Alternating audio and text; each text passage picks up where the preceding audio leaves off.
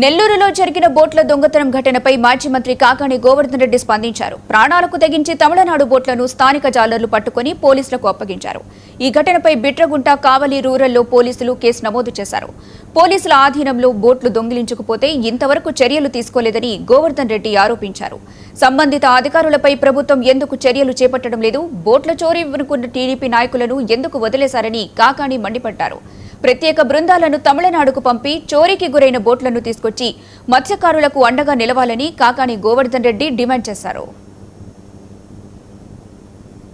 మాకు పట్టించి ఇచ్చారు, సీజ్ చేసి మాకు హ్యాండ్ ఓవర్ చేశారని చెప్పి పోలీసులు కావలి రూరల్ పోలీస్ స్టేషన్లో వచ్చినటువంటి ఎఫ్ఐఆర్ ఇది.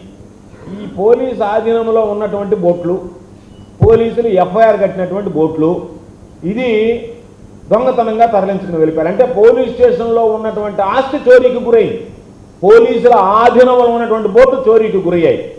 దీనికి బాధ్యత ప్రభుత్వం వహించాలన్నా, పోలీసులు వహించాలన్నా, పోలీసులు ప్రభుత్వ ఆధ్వర్యంలో నడిచేటువంటి పోలీసులు దీనికి బాధ్యత వహించాలన్నా లేదా, దీనికి ఎవరు వహిస్తారు?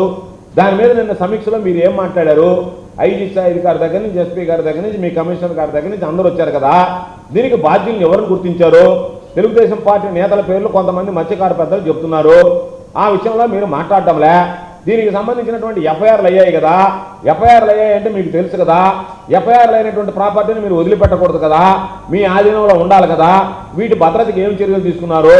దొంగిలించుకోకుండా మీరు చేపట్టినటువంటి చర్యలు ఏంది? ఎవరు ఉదాసీనంగా వ్యవహరించడం వల్ల ఎవరు దీనిలో వాళ్ళకి ఆ పొరుగు రాష్ట్రంలో ఉన్నటువంటి తమిళనాడు, పుదుచ్చేరి మత్స్యకారులకు అనుకూలంగా